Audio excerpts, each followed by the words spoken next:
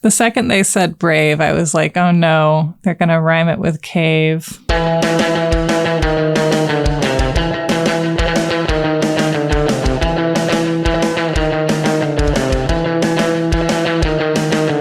Welcome to You're Wrong About, the podcast where increasingly we are talking about shopping and survival, apparently my two main interests. I didn't realize until now, but it has become clear. With me today is Blair Braverman. Hello, Blair. Hello, Sarah. Hello, You're Wrong About. You recently came and talked to us about the crash and survival of Flight 571 in the Andes, which has been, of the episodes that we've released in the past couple of years, or really ever, is one of the ones that people have really freaked out about the most, in a positive way, obviously. Freaked out how?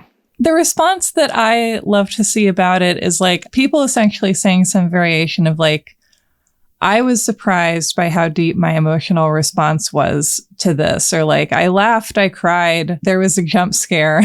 You know, people who listen to this show and who come back because they love it for different reasons. But I think that this was like the kind of storytelling that highlights the humanity of the people that it's about, which is just like always rare. Okay. Well, I don't know. I mean, I think it's not that rare over here. It's part of your big project is taking caricatures and turning them into real people, which is why your show is so moving. And I'm happy to be part of it. Yeah. And I'm so happy to have you back. We are going to be doing something today which kind of merges an area where I feel some kind of sense of stability as a speaker because I've been researching it and obsessed with it for so long, which matches up with what I think of as one of your areas of expertise. So we're going to talk about survival situations when they connect with media circuses. And we're going to talk about 3 of them. 3 of them? Oh boy. 3 whole circuses. It's a 3-ring circus, I guess. We're going to talk mainly about the media event surrounding Jessica McClure in 1987, Baby Jessica, as the nation continues to know her. And we're going to talk about 2 other similar media events for context. But before we get into that, what do the words Baby Jessica mean to you? When I brought this topic to you, did you have any kind of a memory response to that? I believe she fell into a well. Mm-hmm. I mean, we're really scraping the edges of my knowledge. My husband, who was alive at the time, I was not quite alive yet, said, "Oh, Baby Jessica, she taught me to watch where I walk." He said that rather cryptically, and that is all I know. I mean, that is the true essence of it. And I feel like what people remember is Baby Jessica fell down a well and the nation watched as rescue workers tried to save her. But no, she was a baby. She was 18 months old and she fell down a hole that was 8 inches wide. Oh my God. I know. You think you know how wide a baby is. 8 inches, what is that, like a basketball width? This is a great comparison. How big is a basketball? Let's look it up on Bing. Diameter. So, yeah, okay, so a basketball is like 9.5 inches wide in diameter, so it's smaller than a basketball. I was picturing like a storybook well. Yeah. You know, you sort of have a bucket that cranks down into the bottom and presumably a human adult could climb down. But this is like a tube. Right. Like you want one of those like ring wells where like even a couple of people can jump on down and splash around in there. That is what I'm picturing. And I forgot where it came from. It is from the movie The Ring. That is my mental image. So how long did it take people to realize that she'd fallen in? Did they know immediately? Yeah, they did notice immediately because this happened because she was playing in a relative's backyard who actually ran a daycare out of that house. No. Yeah, I just struggle to like picture the physics of it. But basically her mother stepped inside to answer the phone. And then when she looked back out again, Jessica had fallen into a tube. Oh, God. One of the things about parenthood is that there's so many fears that you know you're going to have to deal with, or you certainly reasonably assume you will, like school shootings and climate change and super COVID. But there's also so much stuff that you don't even think to worry about. And then it happens anyway. And you're like, oh no, if I'd worried about it, Maybe I could have stopped it with my brain. As someone who gets anxious, that is what my brain is doing all the time, is thinking up the least likely terrible scenarios and convincing me that it's possible. And what I have to do then is talk to my brain and be like, it is extremely likely that your baby will fall into a well. And then stories like this, I mean, maybe they get at they counteract everyone's collective efforts to thwart their anxiety. It proves that the worst case scenarios happen. And cognitive behavioral therapists are really getting a payday from this. And so she falls down the well, and then what? Oh, I'm getting the mail carriers here. Hold on.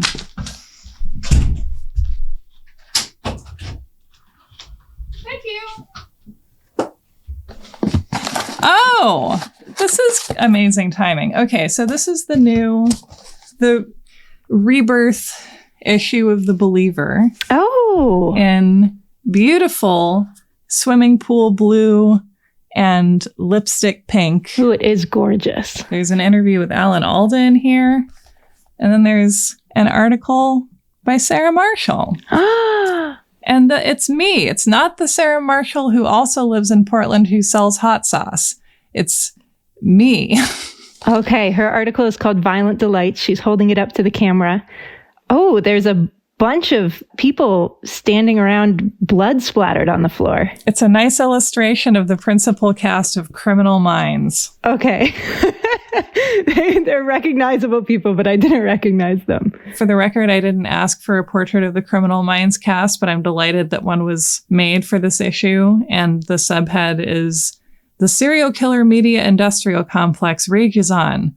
But what has it taught us? Very little about the crimes in question, and much more about ourselves." Which actually kind of gives it all away. If someone's like, "What's that article about?" No one's going to ask you that. But if someone was, you could be like, "Oh, well, it's about how serial killer media is really teaching us about ourselves." They'd be like, "Wow." So you don't have to read it, but you could. But if you read it, you get to go on a beautiful prose journey. It will take you out of your life for a moment and into a beautiful place called Sarah's mind. You're the best. Wow, I'm really happy I got to share this moment with you, especially because I haven't published anything in 2 or 3 years, I think. It feels like 50. I mean, you publish a podcast. It's true.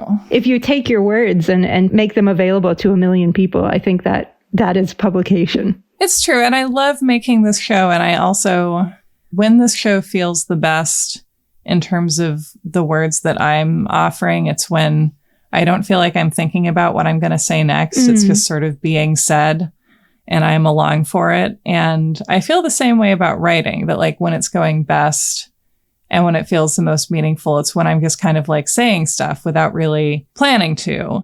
How you do 5 to 10 hours of kind of going through the mechanics of it in order to earn not even an hour, probably 20 minutes of being kind of lifted out of yourself by the work that you're doing. It's the maple syrup metaphor of writing.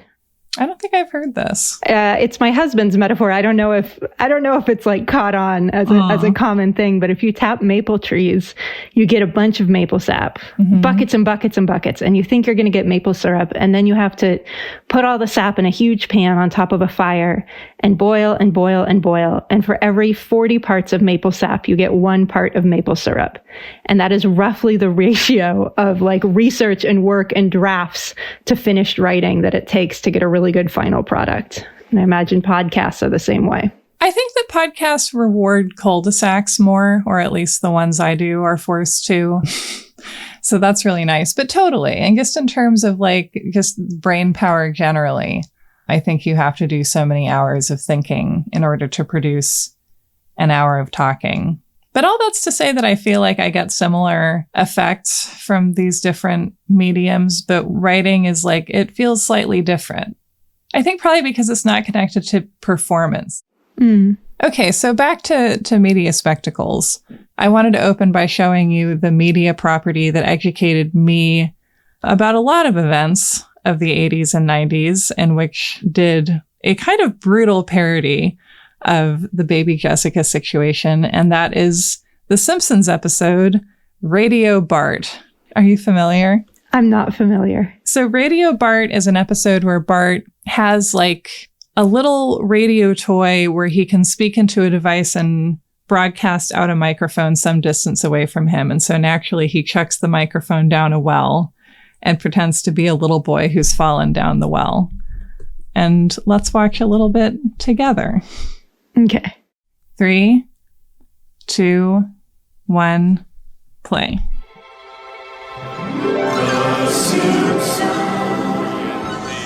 Sing, sing, and we're sending our love down the well. All the way down. We're sending our love. What are you doing down there? Look, I'll level with you. There is no Timmy O'Toole. It was just a prank I was playing on everybody. So it seems we've all been the victims of a cruel hoax perpetrated by a 10-year-old hooligan.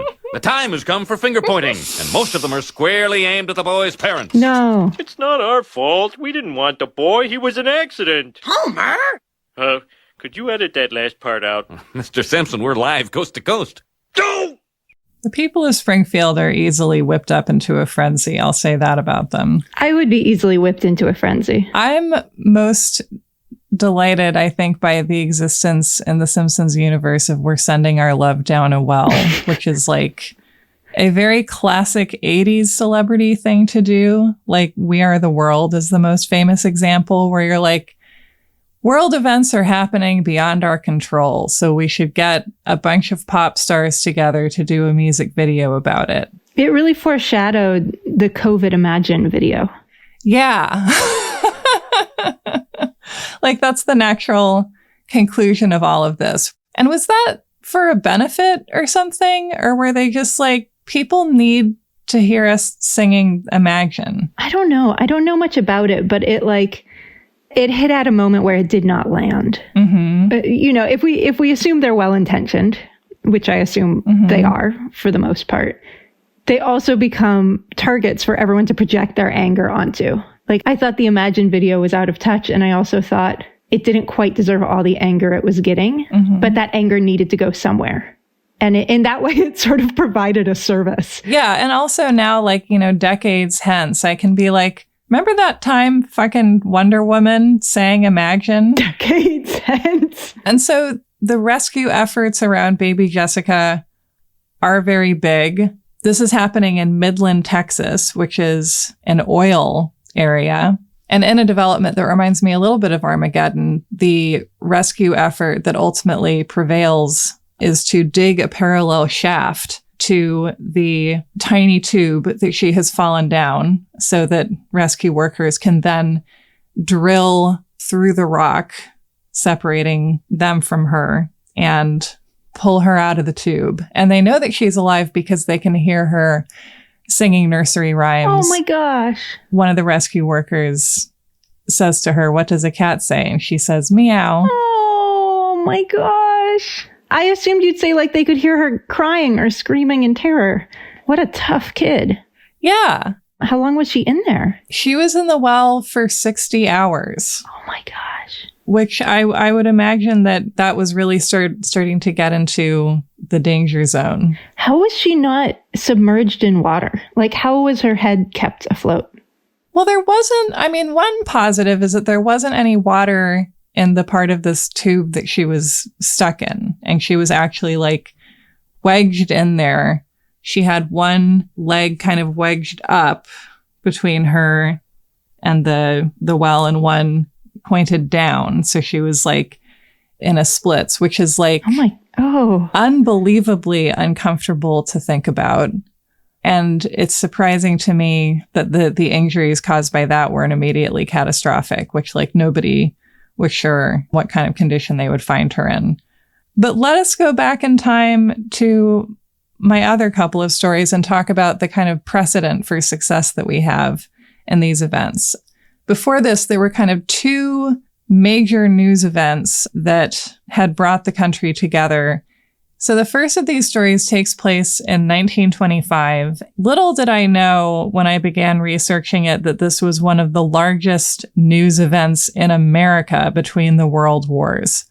This was the story of Floyd Collins, who was a caver in Kentucky who got stuck in a cave 150 feet from the entrance on January 30th, 1925. He was basically trying to get through a narrow passageway, and a rock fell and pinned one of his feet.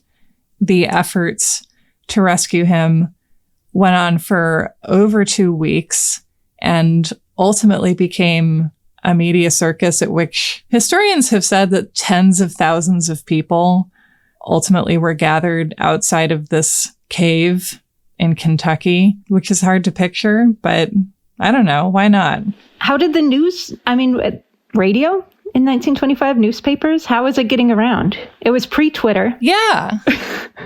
Little bit pre-Twitter. It was several years before Twitter. Yeah, it's a little history fact. But yeah, this was carried on the radio. This was one of the first major news stories to be communicated via the radio as a medium. So this is one of the examples of a story becoming what it was, partly because a medium existed that needed a story like this in order to become meaningful to people. And this is also a story, I think, that had power over people as it was unfolding. A, because it was, this protracted event where for days and days and days, people were waiting and wondering. And there were also plenty of erroneous news reports that were like, he's dead. We saved him. Just kidding. We were wrong. I think that there's something about news stories that unfold that rather than being singular events are sort of ongoing narratives that really are necessary to creating that kind of interest in people, because it's hard to feel involved in something that has already happened and is over by the time you learn about it. Right. There's a kind of immediacy, like maybe I could do something. Yeah. I think that, right? If I hear something's ongoing, I'm like, are people doing things? Who do I give money to? How do I help? Yeah. If something's ongoing in a very different way, there's you feel a responsibility. Yeah. And I think that this is also the story of the media technology that we have developed in the past 100 years and that has affected our lives in the past 100 years, because in these stories, we're talking about the birth of radio as a means of communicating stories, the birth of TV as a way of communicating stories, and with Baby Jessica in the late 80s, the birth of the 24-hour news cycle, which I think now we're finally at the point where that has begun to seem quaint in the face of just sort of hostile social media takeovers as a way of expressing narrative publicly. I have an ignorant question. Please. What is the 24-hour news cycle? Does that just mean there's news at all times of day? Basically, yeah. The 24-hour news cycle is based on the idea of the news isn't something that begins at 7 and ends at 8. Mm-hmm. And where we're like, here's all the stuff that happened today. And now weather. And became just here we are, we're on TV. What's the big story? If there's a big story, we're going to stay with it until it resolves. As opposed to here's our 30-second digest of what happened in the big story today. Oh, it seems so pleasant to watch the news for an hour a day. I know. Now I will find out what I need to know and then turn it off again. And I'm sure when that first started, some people were like, oh, seems like a lot of news. Do you think if Baby Jessica happened now, she'd, be in commercials within a few weeks after it happened? I mean, there's this funny thing now where I feel like kids will achieve some degree of not that level of fame, but a pretty high level of fame. I'm thinking about the Corn Kid. I'm thinking a Corn Kid too. Obviously. Yeah. Who luckily wasn't, nothing terrible happened to him. He was just really cute. Yeah, exactly. Which I think is feels less weird. I think to me, the thing that stands out to me about the Corn Kid, we can find out who that kid is. We can find out who his relatives are. We can find out where he lives. Obviously, we shouldn't. I think that from the beginning, there has been this obvious power imbalance when a sort of large-scale media fascination descends on a normal person. Yeah, yes. And what makes someone not a normal person? Right. Isn't that true anytime media descends on anyone? Or is it if you are a celebrity and you have a PR team and you have a group of people and a lot of money insulating you, right, that presumably it's a little bit different. But ultimately, they're also people. Yeah, I feel like you stop being a civilian if, like, it's part of your job to be doing this. You were, like, in a movie and you're like, oh, I'm being interviewed by all this media because of that movie I shot. That makes sense. Like agency. Yeah, like if you, like, agreed to have a career that you could reasonably assume this to be part of, you have, like, the resources to provide security for yourself and to sort of like create a level of safety. If you don't have experience in that arena, you're at least working with people who have experience about it. What about you? If the media descended on you, would you feel like a normal person, or would you feel like you've put yourself out here with this podcast and you sort of get what comes? When I'm like, oh, myself, I'm obviously a little baby. Baby Sarah. Baby Sarah fell down in her own kitchen, like always. And yeah, because the baby Jessica story is something where the media storms a town, basically, where like there's so many reporters trying to find places to stay. I mean, it's like Nome during the Iditarod, actually, is a good metaphor. Yeah, right. And everyone's like paying $100 to sleep on a square of floor. Yeah, it's like, who's got a floor? Or like the Andes boys when they got out of the mountains and the reporters got to them before the rescuers did. Exactly. I know. And I feel it's like you would think that being on a glacier would create kind of a buffer between you and the media, but you would be wrong if you thought that. So Floyd Collins, I always thought of as like some random guy who like went ill-advisedly into a cave, but actually in my notes, I guess have written down, he was confident, too confident. Sarah is a radio host from 1925. He was a confident young man. Some say too confident. Because this, relatedly, is also taking place during the Cave Wars of Kentucky. Do you know about the Cave Wars? I didn't know about the Cave Wars. What are the Cave Wars? Was he a soldier?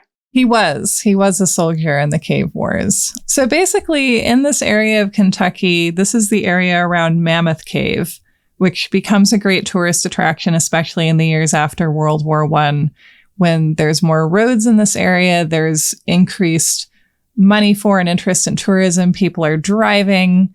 You get your girl, you get in your Model T, you maybe get a little moonshine and you drive on down to the cave. Sounds like a good time. I think so. What this results in as well is that a lot of people in this area of Kentucky work as farmers, but there's increasingly less money in farming and agriculture and more money in caves. It's becoming a tourist economy. One of the kind of frontiers down there underneath the ground is, first of all, a little piece of geography, which is that there's a town called Cave City, and then a few miles down the road is the entrance to Mammoth Cave. And so if you can find a cave with an entrance that is like on the highway along the way to the Mammoth Cave entrance that comes sooner, if you're coming from Cave City, then like you have a really great tourist trap because you can get them to pull over first. It's like a gold rush. Yeah, it's a cave rush. It's like when you're driving in the Redwoods and there's like multiple towns that are like, we have a tree you can drive through, come drive through our tree. And then someone else is like, no, drive through our tree. Or wedding chapels in Las Vegas. Yes. So here in the Cave Wars, people go into caves and rip off pieces of obsidian and carve little souvenirs to sell to tourists on the highway. And at least at some point, Floyd Collins's family makes money selling fried pies to tourists. Yum. I want a fried pie. So Floyd has been caving since he was 6 years old, and he is extremely experienced, and he's had a lot of close calls before. So according to people who knew him, when he gets trapped, he has reached the point where he seems to kind of think that like he can wriggle his way out of anything. This is just something where his foot is pinned by a stone that I think is not even hugely heavy. I think it weighs 26 pounds. I mean, what were the logistics of that? How come he couldn't pull his foot out of a 26-pound rock? It's like half a bag of dog food. I think just because of the tightness of the squeeze, but I feel like I'm speculating maybe. Yeah. But yeah, so he's in so tight a space that he's brought his lantern out in front of him, but now his arms are stuck behind him. His leg is stuck underneath a rock. He's found ultimately by his brother, who goes looking for him and who's the only person that he initially talks to in the first hours after getting trapped, because in order to reach him, you have to go on a fairly harrowing journey the 150 feet in from the entrance of Sand Cave. And this happened while he was looking for a way to improve his business, looking for more passages between Mammoth Cave and other caves in the area, looking for caves to bring tourists to. And he has made a big cave discovery in the past of a cave that he calls Crystal Cave, where there are apparently formations of gypsum crystal that are called gypsum flowers. Crystal Cave is very good branding, because if I were driving down the road and I saw names of different caves and then one of them was called Crystal Cave, that is the one I would go to. Exactly. I'm interested in why I was surprised to learn that this was like so connected to a person's livelihood and need to support themselves, and like the need to support yourself through caves.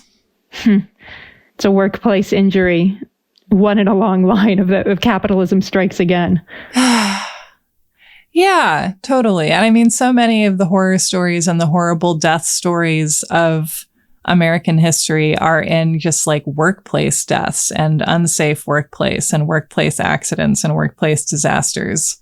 You know, I wouldn't even call those not violent deaths, right? Because if you die in something like the Triangle Shirtwaist Factory, like that is, it's like the violence of industrialization and the violence of the factory doing that to you. It's incredibly violent. I mean, I guess in this case, he was his own boss, it sounds like, which is better. Right. But still. Most of my information about this I got from a wonderful book called Trapped! And one of the things that book is clear about is that he loved caving and he loved the caves, but also, you know, he needed the caves to continue to make a living in the world. Because, like, what else are you going to do? And so after he becomes trapped in the cave, he becomes a tourist attraction himself. No! But yeah, it immediately becomes a gathering place for people from nearby who are curious. The story spreads, more people come initially. You can kind of just like wander into the cave and see if you can like squirm your way down there. Was anyone selling tickets or fried pies? Well, yeah, there was a lot of concessions trade. Really? Did anyone hand him a pie? I don't think he got pie. He got various provisions. They fed him at first coffee and milk. It was also very difficult to feed him because like you could go in head first, but then you would have to like wriggle your way out backwards. So it was hard to like bring food through to feed him. But they were feeding him, but he was definitely not getting enough sustenance, especially for the situation he was in because it was 54 degrees consistently. So, okay, this is from Trapped about the concessions trade. Virtually everything edible was gobbled up. By noon, the only 2 restaurants in town hung out bread and water only signs. As one visitor later said, "We ate every old rooster in that part of the country." With an eye for business, some enterprising citizens set up concessions at the cave and gouged the visitors unmercifully. Newspapers describing the scene later claimed that the crowd ate enough sandwiches to appease an army division and drank sufficient soda water to float a dreadnought. Lunch wagons appeared as if by magic, selling hot dogs, hamburgers, popcorn, pie, and apples. A tiny hamburger cost 25 cents, 5 times the normal amount in 1925. Do you think that this is just like that as humans, there's just something innate that draws us to stories about people stuck underground? This is my really big question. I'll tell you what. I was once buried alive. Well, there you go. It happened to me once. And that story consistently horrifies people more than like anything else I can say about anything I've seen in my whole life. And to me, it was not very climactic. But I was in a very small, like sort of coffin-shaped ice cave underground, trying to stay warm overnight, and then a storm filled in the entranceway. So I was stuck under there. And I was asleep, and I woke up and knew that I was trapped. But I could hear people above ground looking for me. So I never had a moment where I knew I was trapped, but I couldn't hear people looking for me. And I remember it as not very frightening at all, to be honest. But I understand that that is other people's nightmare. So I don't think it's universal. Yeah. I think it depends. Right. Some of us like small spaces. I like them in certain ways. But yeah, you're making me think about like maybe the same way that we have like 5 taste receptors. Maybe there's like a certain number of basic human fears. Maybe you're a heights person, or maybe you're a claustrophobia person. But speaking of the concessions thing, I mean, I have always had this basic thought of like, you know, for example, something I've written about in the past is that people sold concessions at Ted Bundy's execution, like across the road from the prison. And they sold like merch, although the Paul brothers hadn't invented that word yet. Yeah, this is a very ghoulish thing to do, but also the idea of sort of this like lack of recognition of the importance of human life. But I imagine actually that the motivator for a lot of that is like, there's a lot of people standing around. They're going to be hungry. I'm going to sell a lot of hamburgers today. Right. I mean, where's the line where it becomes sinister? Because people going to the cave isn't necessarily sinister. And then people eating while they're there isn't, you know, I mean, people eat. It's a bodily function. You know, but what is it the point where people are like laughing or joking or betting on whether the person gets out? Like what's the line where it stops being, you know, curiosity based in compassion and starts being exploitation? Right. One of the only people who's able to get in and reach Floyd in the first days after he becomes trapped, before they do some work to kind of widen the entrance so that more people can reach him, is a very young reporter named Skeets Miller. His name is actually William, but his nickname is Skeets because he's so small. And so he's able to get into the cave, and he publishes reports on the situation as it continues that I'm curious as to how much they influence the hugeness of the story, because clearly we're perfectly happy to consume a lot of stories where we can just kind of project our ideas onto a basic framework, but these actually go into the cave itself. And I think, I don't know, to me, they make the whole thing a lot more real. Well, I mean, what were the articles like? Were they conversations? Were they compassionate? Because journalism is not, you know, journalism is a very important service. Just because some media is predatory doesn't mean that it's inherently predatory for media to be there. Where do you sense that this fell? Yeah. And then I feel like there's the question of intent, right? Where it's like, there's the concept of the public's need to know, and like the fact that shedding daylight on a lot of situations actually is important for keeping public officials doing their jobs correctly, or at least pretending to, or, you know, in this case, having a media spotlight theoretically at least allows people who have the expertise to help with a difficult situation to see the problem and be summoned to it. Like there's a real functional use to it. One of the issues we're dealing with is that like any spotlight is by definition too bright at this point. Like once a story goes national, it's just like it's become an uncontrollable force, and a lot of good can and often will come out of it. And then a lot of stuff will also come out of it. But also like you can't make any attempt to tell the truth at all if you don't risk everything that comes with that kind of attention potentially falling on your subject. Yeah, it's interesting. Here's the thing about being trapped in a cave. Sentences only Blair can start. In many circumstances, if a reporter comes up to you, you can decide whether to speak to them or not. But if you are trapped in a cave and a reporter crawls up to you and you cannot leave... This is a really good point. You know, you haven't really consented to the situation. Like someone has crawled into your cave and you're like, I literally am trapped. Literally can't get away from you. Skeets. You know, and maybe he wants the company or maybe he doesn't, but it does seem like he has no way out. Right. Like, you can't no comment your way out of that situation. Just like, excuse me, I have a pie in the oven. Excuse me, I'm going to like get into my car and drive away. And I mean, I guess like the feeling I have about it all now is like, journalism is a necessary fact-finding and sharing element of human life. It's not going away. And I think the best we can do is just like move with extreme mindfulness about how much force there is behind any kind of national spotlight. Yeah, I mean, I think that one could differentiate between journalism and a national spotlight. I mean, journalism is reporting. It's bringing new facts into the conversation. It's fact-checking, making sure that you're reporting something truthful. It is telling stories that in many cases people want to be told. I mean, it is a very basic human desire to be seen and to tell a story in a way so that people will understand what you've been through. I mean, I think of those boys in the Andes, and they wanted to tell their story, and they worked with an author to construct a book that would tell the story in a way that felt true to them because they wanted the story to go out on their terms.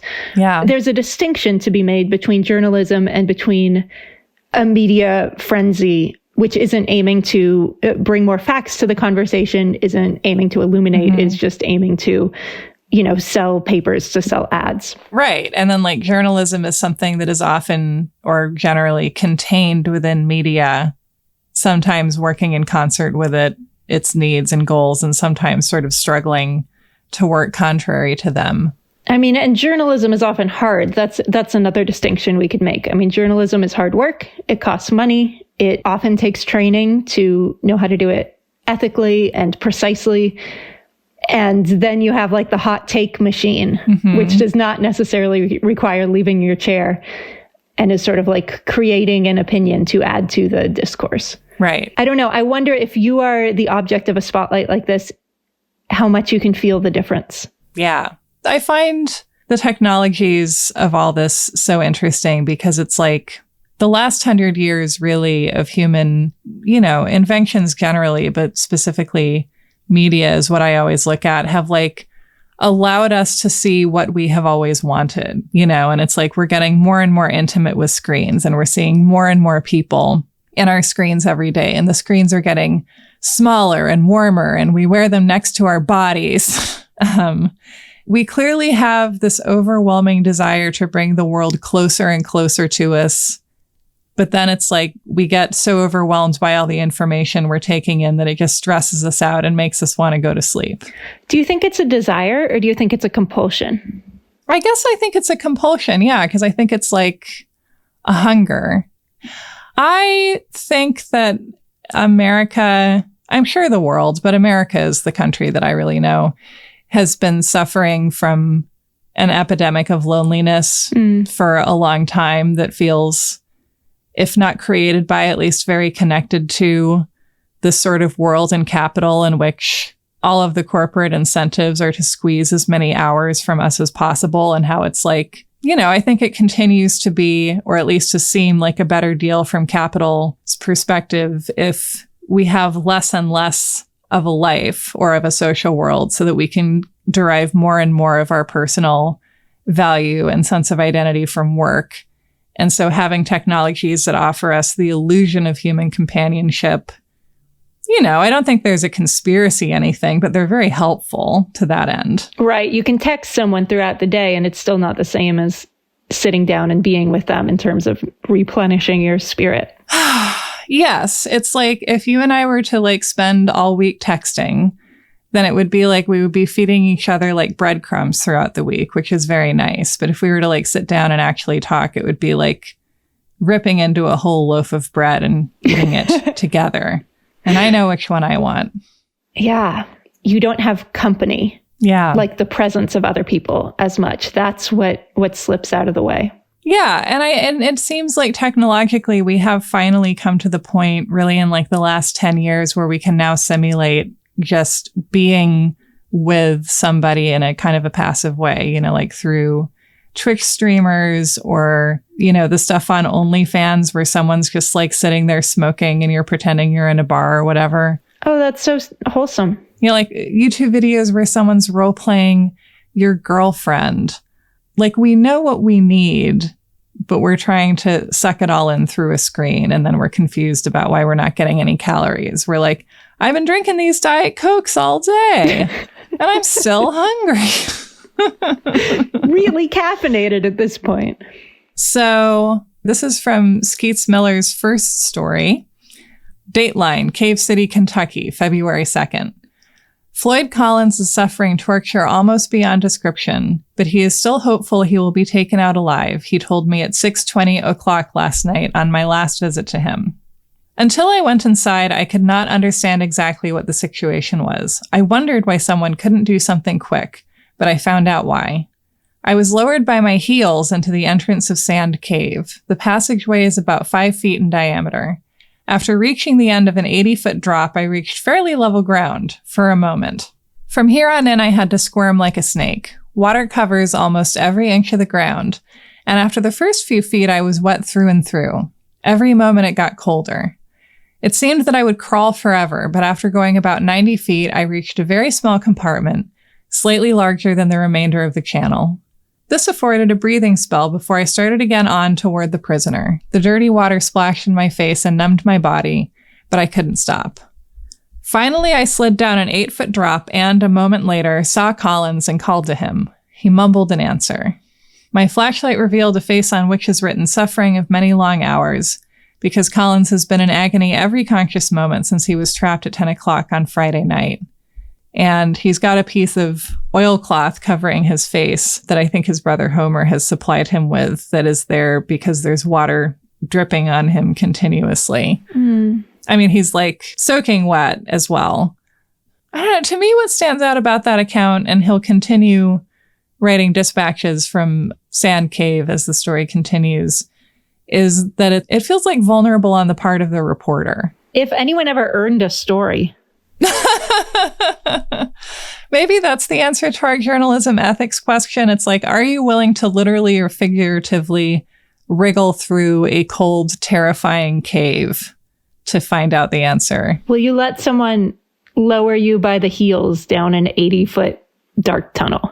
Yeah. And I think I find this story so compelling because I would not do that. I am in awe of anyone who does. And so he is able to survive for about 2 weeks, but ultimately dies within a few days of the rescue attempt reaching him.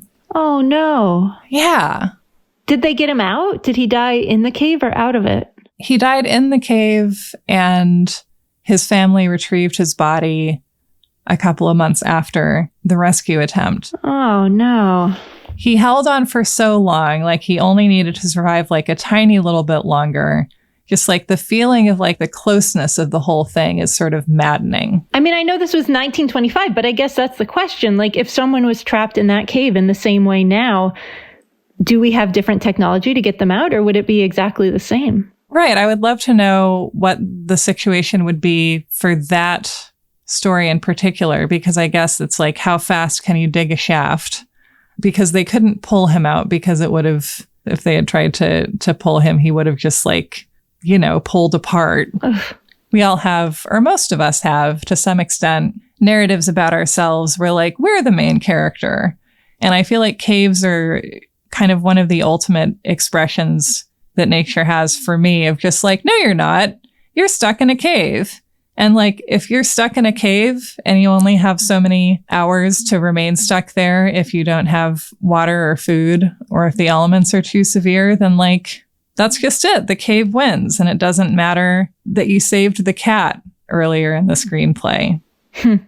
I mean, we're all going to go some way or another. A cave is not that much more dramatic than any of them, I guess. It's just sort of rarer. Yeah. I'm going to die an old lady warm in my bed, like in Titanic. I thought you were going to say you were going to die an old lady in a cave. It could happen. It's not my goal. I really thought he was going to get out. It just seems unjust. It seems like if you make it those 2 weeks, you should have a happy ending. So Skeets Miller wins the Pulitzer Prize. Oh, good. This is also, by the way, when this first hits the news, it initially isn't a very big story, partly because national coverage is all about the gnome diphtheria epidemic and the serum run. No, at the same time? Yeah. Oh my gosh. They should have sent Balto and Togo in after Lloyd. No rest for the wicked.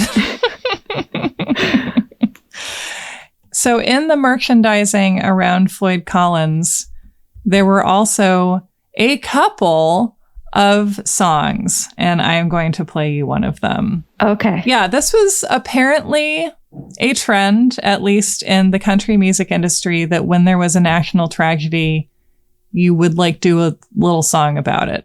Okay, say one. Okay. 3, 2, 1, play. It's kind of charming. This is catchy. Oh, come all you young people and listen while I tell the fate of Floyd Collins, a lad we all knew well. His face was fair and handsome, his heart was true and brave. His body now lies sleeping in a lonely sandstone cave. The second they said brave, I was like, oh no, they're going to rhyme it with cave. Someone in the comments says there was a 1990s musical based on this. There was. I know there was a musical. So, I mean, I guess I present this just so you make what you will of it, because it's such an interesting, to me, little artifact. And also to say that, like, I think the kind of interest that we take in tragedies and disasters and scandals and the stories that continue to compel us most, like, I don't think that attention has changed.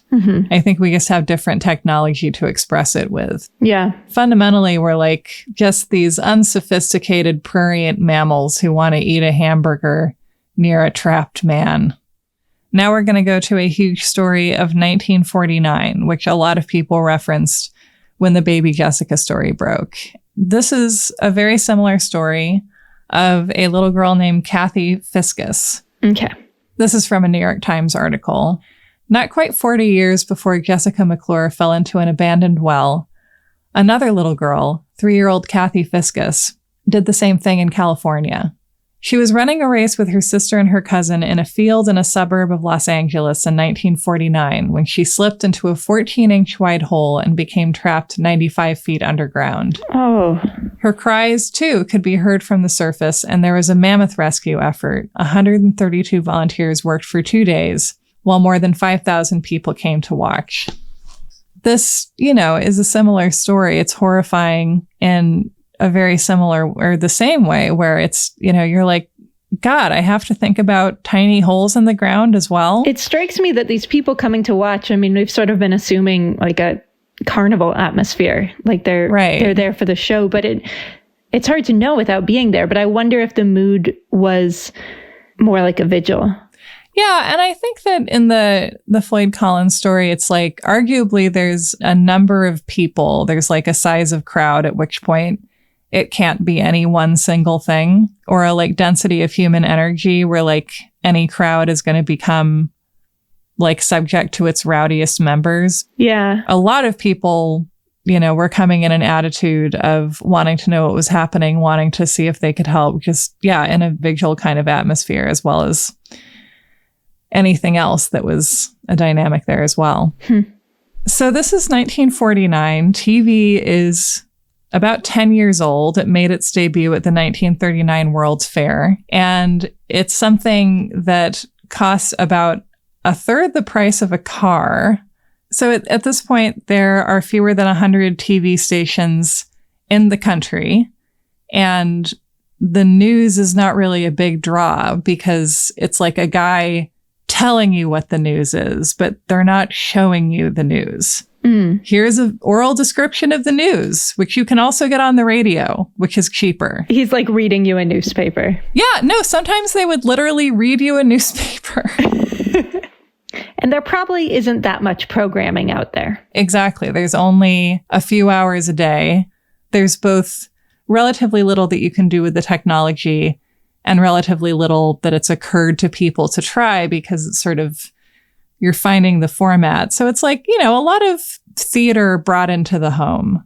So at the time that Kathy Fiscus falls into a well, there's a station in LA called KTLA. And they decide to do something unprecedented, which is to show people the news. Oh. They bring cameras out to the field where she has fallen into the well. No one had ever broadcast live from the scene of a developing story. Wow. Right? Like, not on television, to be clear. You know, there have been radio broadcasts of developing stories, but yeah, like, this is the first time that anyone has even had the idea of, like, let's show people what's going on as it's happening. That must have blown people's minds. Oh, yeah. And I find it equally mind-blowing to try and think of a time before that was possible, because my sense of the news today is like, please stop showing me the news. I'm seeing so much more news than I can handle, honestly. Could you please summarize it in text? So yeah, this is the moment in American history when TV gets involved in not just breaking the news by saying what has happened, but by showing reality as it is unfolding, and therefore affecting reality by depicting it and creating the feedback loop that we still live in and have been tumbling around in for 73 years. So what's the response? The response on behalf of the viewers is this is what helps it to scale to the size, because people who are in a drivable area are not just hearing that something is happening, they're seeing it. They're seeing the people who are trying to save this little girl. The rescue workers become celebrities briefly. I mean, another thing that's interesting to me is that KTLA sends a couple of reporters, and they send a guy named Bill Welsh, who is a sports announcer for the station. And their boss, Klaus Landsberg, whose idea this all is, his advice is like, you're a sports reporter, treat it like it's a game, like just do a play-by-play. It's incredible to me that we know the moment at which that style of broadcasting was born, like the CNN style of like, I can't stop talking, because if I stop talking for even a second, this bus is going to explode. I feel like I would have a heart attack watching that for the first time. I would just be like, the immediacy of this is telling me that it is the worst crisis that has ever happened. Yeah, right. Because this is the late 40s. This is... Yeah, I guess they had some other recent crises. They do, but like, you know, what that makes me think of is that like, this is the era of getting the news through newsreels, which are showing you something after it has already occurred and been sort of like filmed and processed and edited into something kind of polished for you. And B, that like elements of newsreels were staged, you know, and that this was a Hollywood product to some extent. It was new to expect to have the unalloyed reality of like, this camera is like at the scene right now, showing what's happening at this moment. And there's no time for editing. Is this something that goes on over time? Like she's stuck there for a while, or is this like a one-time news report? Well, it is a one-time thing, but it also goes on for a while, because the other thing about it is that they just stay on the scene for 27 hours. They're like, we are sticking with it. Yeah, they're staying there until the story is over. 27 hours. And ultimately, Kathy doesn't make it. Oh, man. But I think it's a story that we might remember more clearly today if it had had a happy ending. You know, and also this feeling that I think you are brought together with your family, with people in your neighborhood. And of course, in this case, like you really are brought together because most people don't have TVs. You have to like ask store owners to like stay open so you can watch the TV in the store. You have to hang out with your neighbors who have a TV. You have to somehow take part in this communal experience, even if you're watching on a screen far away. And I think that just the feeling of like people coming together geographically separated, but all wanting the same thing is like kind of a form of secular prayer that most of us take part in some way, whether it's with this kind of thing or with sports or elections, which seem like sports when you watch some coverage of them. I mean, and it's not always secular prayer, I imagine. I mean, I've got to think in these cases, so many people are at home praying for the people who are trapped. Yeah. Because that's all they can do. I don't know. Like you would think that it would only create positive results if people could feel a sense of responsibility for each other's welfare. But then it's also like everything gets so much more complicated. And also it's like news stories like this don't really seem to inspire us to look around and be like, what about the other people who are suffering, not in a well, but like just as a part of everyday life? Maybe they should like open my heart to other people. Like, I don't think they tend to have that effect. I think the effect is like, that was emotional, back to everyday life. Do you think they tend to actually hide the impact of other people's suffering because they sort of diminish it by comparison? Oh, if they're not caught in a well, it's just less dramatic. I think they can. I mean, one of the quotes about the whole baby Jessica story was from Ronald Reagan, saying that, he and Nancy had been so invested, and, Nancy wouldn't stop watching the TV to have a biopsy done until she had, seen them rescue her. And Reagan said, everybody in America became godfathers and godmothers of Jessica while this was going on.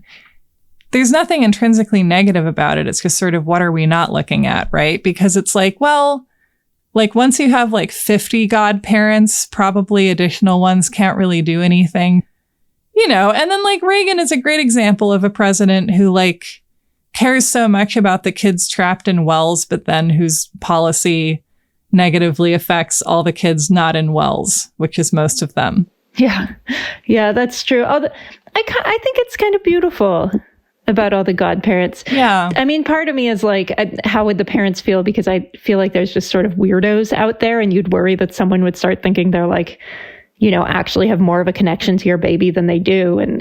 But in terms of just so many people out there loving someone you love and wishing the best for them, I think it's kind of beautiful.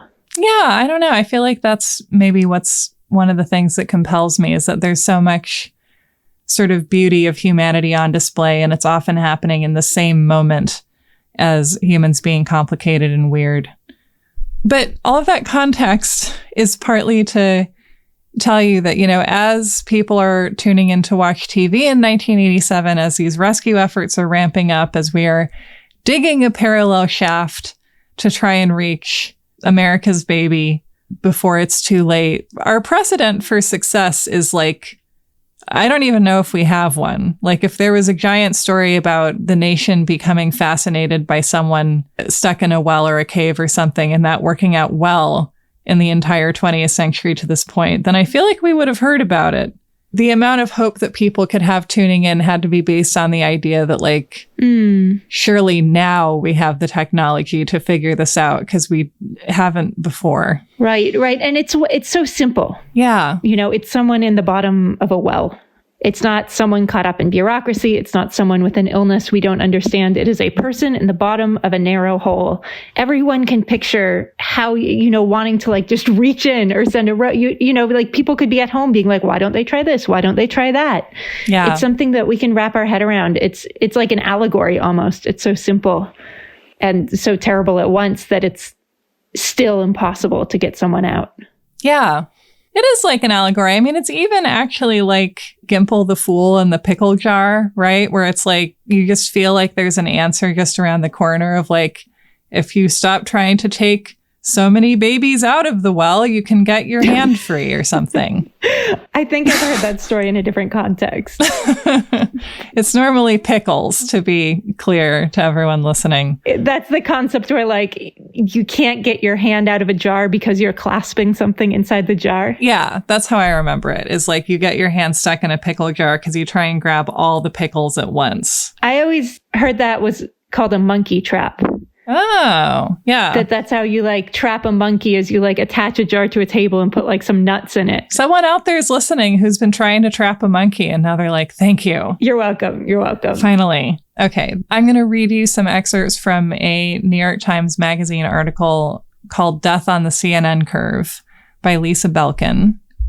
Looking over the shoulders of the group monitoring Jessica and the group trying to reach her were the reporters. The ones who arrived earliest, mostly from local newspapers and television stations, were only a few feet away from the two holes, just on the other side of the weather-worn wooden fence. Those who came next quickly realized they needed ladders, and those who came later brought even higher ladders. Once territory was staked with a ladder, it had to be protected. Leaving for the bathroom meant risking a prime spot, unless you found someone to guard your ladder while you were gone. For blocks around the site, neighbors filled every available coffee pot and left them on their front stoops for the reporters, along with boxes of donuts, sandwiches, and cold drinks, which, like, you fools, you should be gouging them. So in the town of Midland, Texas, there is a paramedic named Robert O'Donnell. He's actually on shift on another side of town when this story begins, so he figures he's not going to have anything to do with it. And then it continues after he comes home. The baby is still trapped in the well. So he has gotten off duty. He goes over to the house where this is all unfolding and volunteers his help. And so he ends up being the one who goes down the parallel shaft toward this, again, 8-inch, smaller than a basketball tube, where he finds this, again, not even a kid, a baby, an 18-month-old baby who is doing okay somehow. Wow. He was chosen because he was tall and thin, 6 feet, 145 pounds. He didn't mention he was also claustrophobic. He lay down on his back and wriggled headfirst through the cross tunnel with his arms out in front of him. The air was wet and sticky, and within moments he was bathed in sweat. It was like trying to slither through a tightly wrapped sleeping bag, he would tell reporters later. He inched to the end of the tunnel until he could look up at the shaft that held Jessica.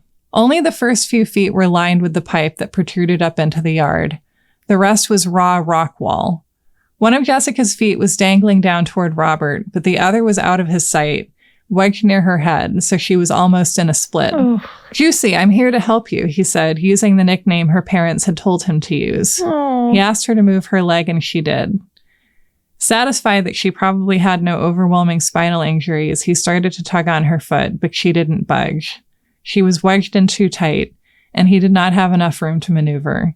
He became resigned to the fact that he would have to leave so that the diggers could widen the tunnel. He promised her he would come back. And they almost don't send him down a second time because he seems so upset, but they do decide to send him down again. He brings down a bunch of KY jelly and uses that to lubricate the wall that she has her leg wedged against. That's how he pulls her out of the tube. And then there she is in the tunnel with him. Wow. And I am going to now show you the video the rest of America watched when we saw her lifted out of the tube. Okay. So is everyone just at home watching this live? 3.1 million households are, yeah. Her poor parents. Also, her parents were really young. They're like around 20, I think, at the time, which is just like, oh my God, to be basically a teenager and have to deal with this. I mean, there's no age at which one would be prepared. Oh my gosh. I don't know if I'm emotionally prepared for this. We might not be. Okay. 3, 2, 1, go.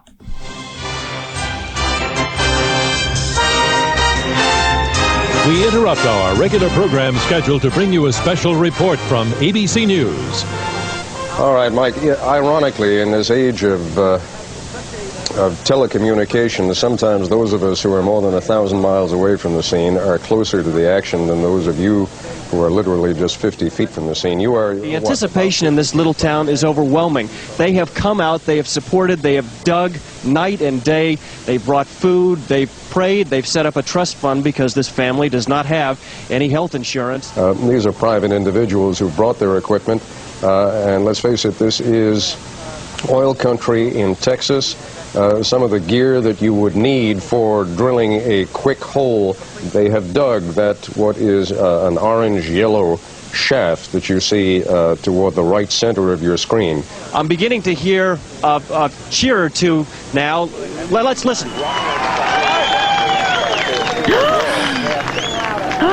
They're coming out.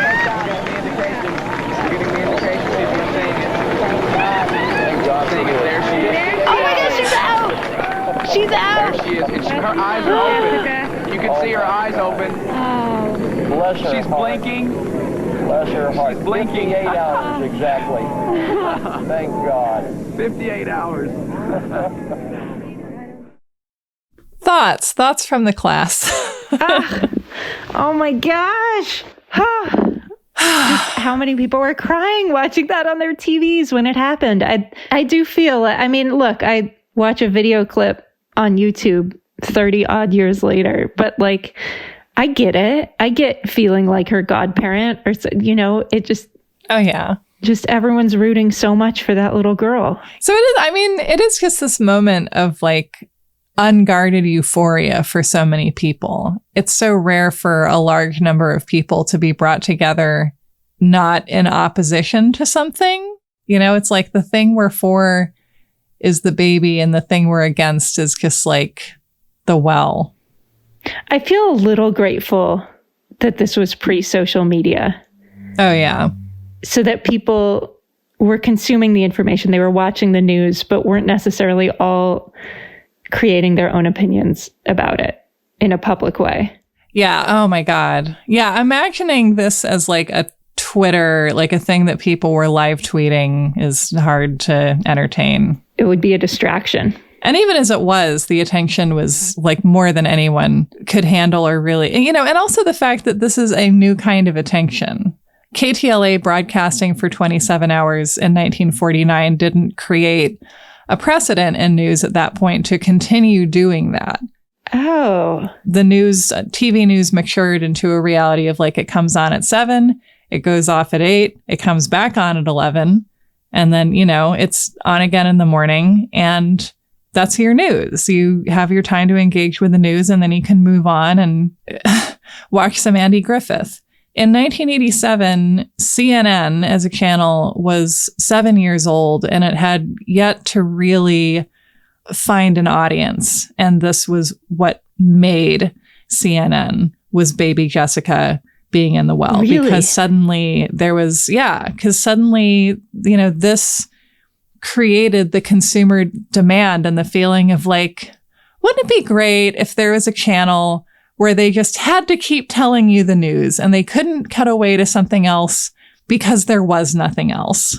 Wow. You know, the evolution of that is that Fox News enters our lives in the 90s, and after September 11th, kind of in our ramping up to the Iraq War era, it eclipses CNN in terms of relevance and also in terms of viewership numbers.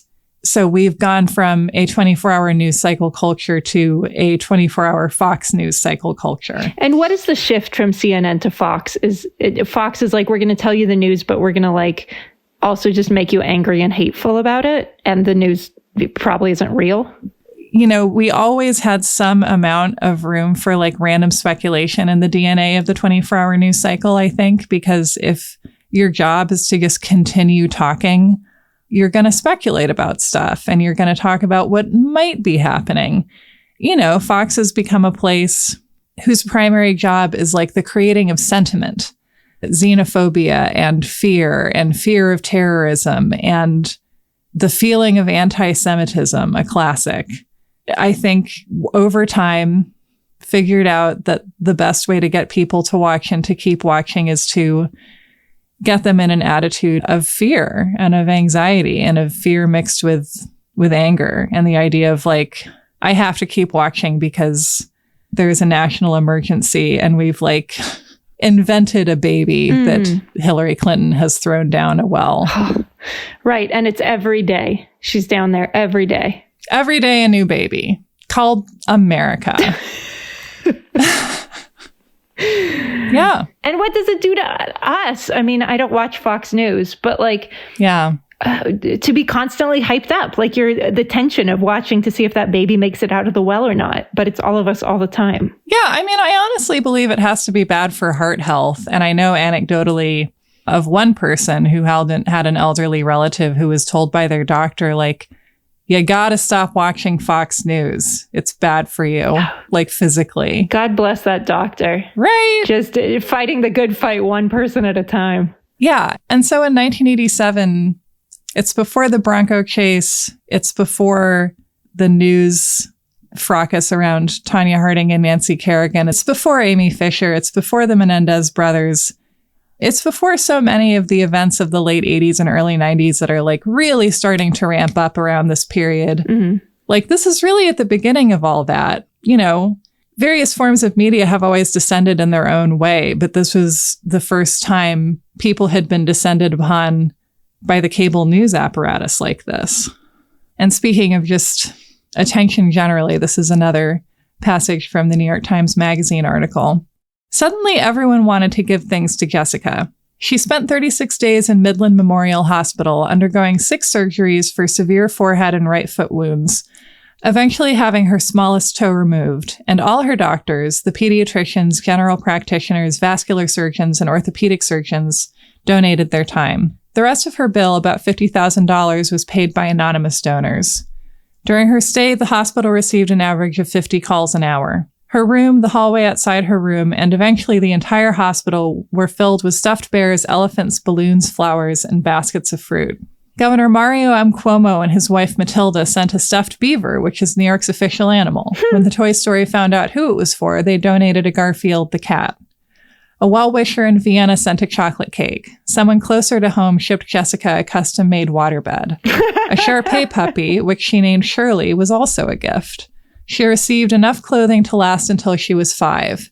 She was invited to the Vatican for an audience with the Pope, to throw out the first ball at the Texas Rangers home opener, and to Washington to be the Grand Marshal of the National Independence Day Parade.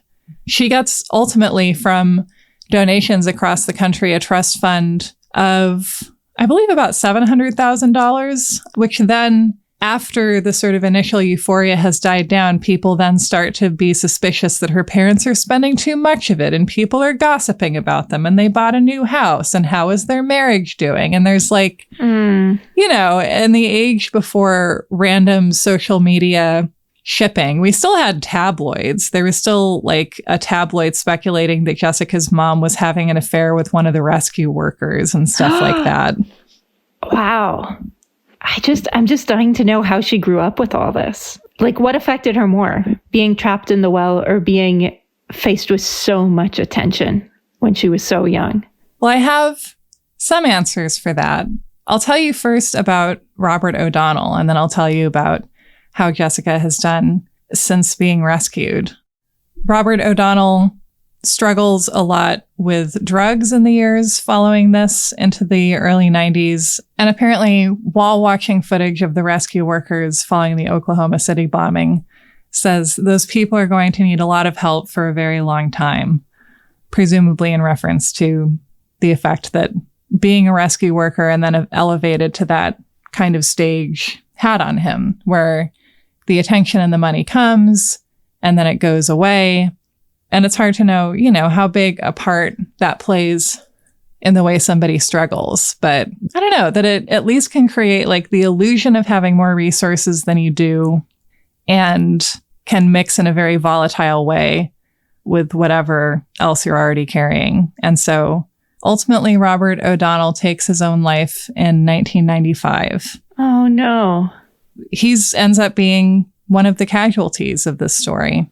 Oh gosh, that's so sad.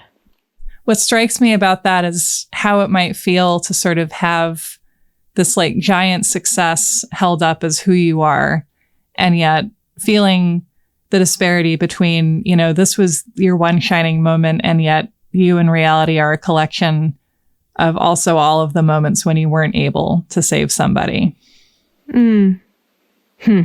After, you know, a huge amount of attention, meeting the president, having a parade, becoming the subject of a TV movie, ultimately, Jessica's parents do their best to keep her completely out of the public eye, to the point that when she's 5 or 6, she's watching a show on TV that tells a story of a little girl trapped in a well, and she finds it very sad. And then her stepmother tells her that she was the little girl in the well because she has no memory of it. Wow, good job, parents. I wonder how much she was protected in part by her young age. Yeah. By not having the sense of the size of what was happening to her on a national scale. Yeah, I think I can imagine that helping a lot. 18 months, I think, is at like the very youngest possible age to be forming memories, if you can at all. And really, it's like when you're around 2 that memory starts to happen. But yeah, the continued presence in your life, right? Here you are at the White House. Here you are doing these things that if you were a few years older, you would recognize meant that you were important in this confusing way. But if you're a toddler, like everything is maybe equally giant.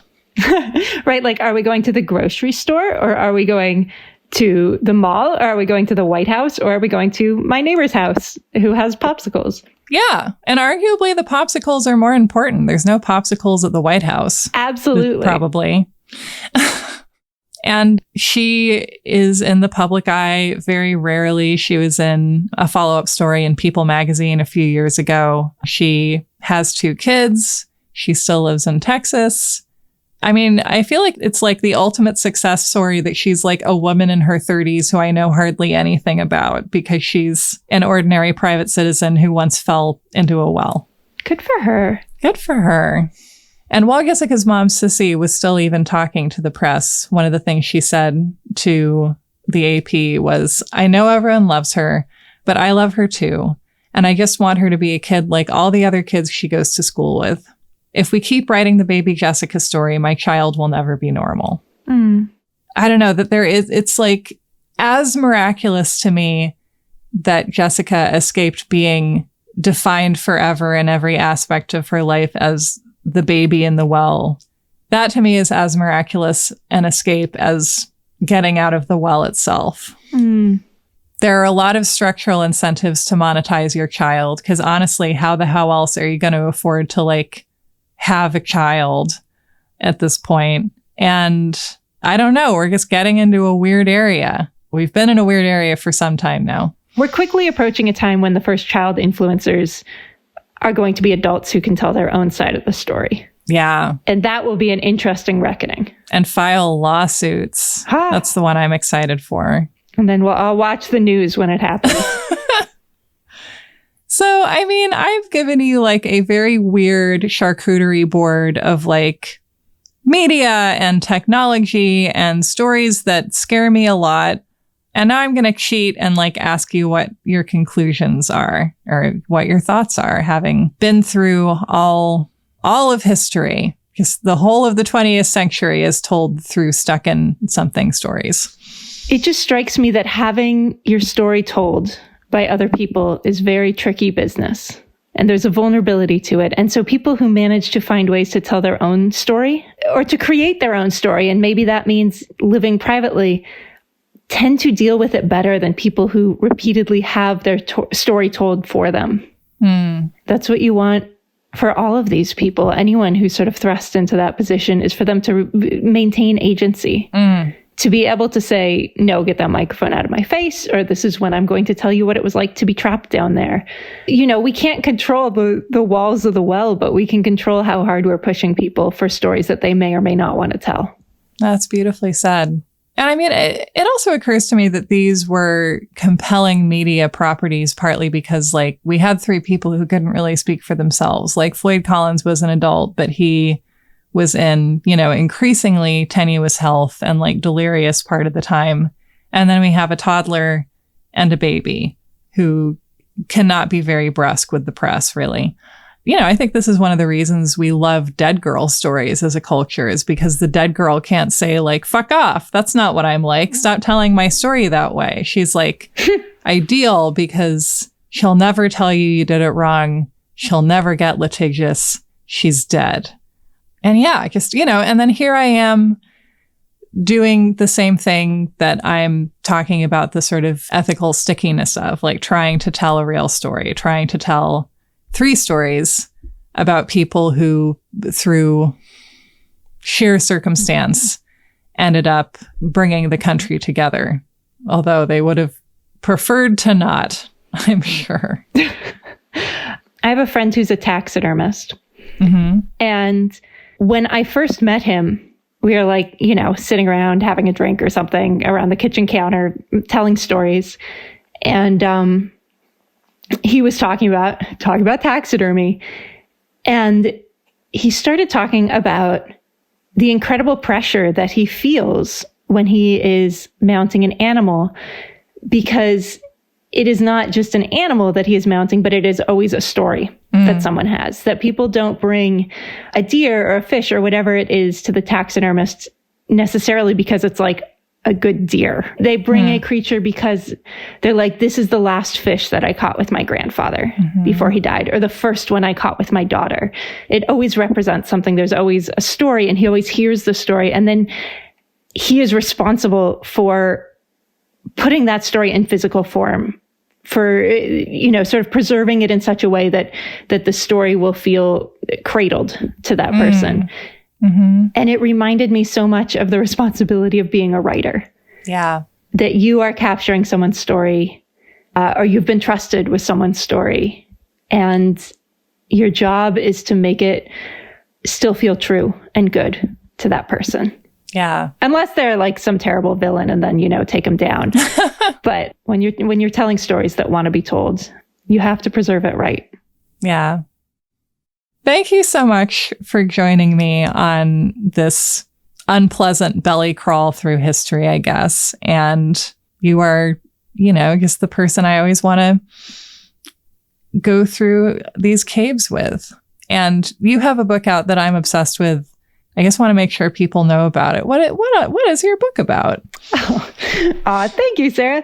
My latest book is called Small Game, and it's a novel about a survival reality show gone very wrong. If you want something of a thriller, something of a survival story, something of a queer love story, it might be the book for you. I mean, I want that. Yeah. And just like, if you like stuck in a cave stories, if you like feelings, you gotta like one of those two things, right? If not, why are you listening to You're Wrong About? It's true. This is like the show where we like talk about caves as a way to talk about feelings. So the caves of the heart. Yeah, I love talking about survival with you. I love talking about feelings with you. I love talking about how survival and feelings are like way more connected at every point than maybe our media about survival would suggest. And it just means a lot to me to have you back. Oh, I'm so happy to be here. I love those things, and I love you. I love you. And this is our last episode of the year, by the way, as we're recording this to be the last episode of 2022. Happy New Year, everybody. Happy New Year. You're surviving. You're doing it. You made it through the year. There's a little bit of light through the tunnel up ahead.